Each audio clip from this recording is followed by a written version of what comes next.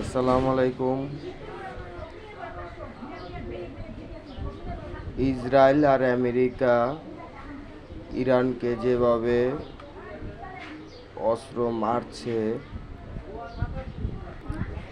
এই পারমাণবিকের জন্য। পারমাণবিক একদিক দিয়া ক্ষতি করে, আরেক দিক দিয়া উপকারও করে। খবরে প্রতিদিন যেটা দেখতাছি, আমেরিকাই হারতাছে। আর প্রতিদিন আমেরিকা সরকার ডোনাল্ড ট্রাম্প মিথ্যা কথা বলতাছে।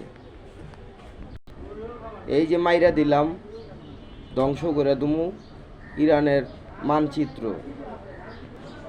রাইট পোয়াইলেই কয় কি মারা যাইব না।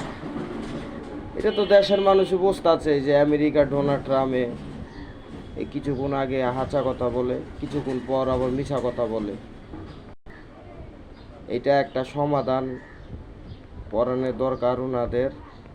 আর মুসলমানদের যেভাবে অত্যাচার করতেছে ইহুদিরা, আমি বাঙালি হইয়া আমার খুব খারাপ লাগতেছে।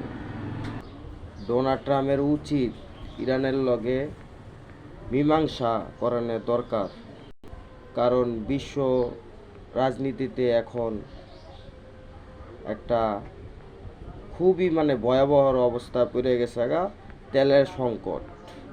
আশা করি আপনারা মীমাংসা করবেন।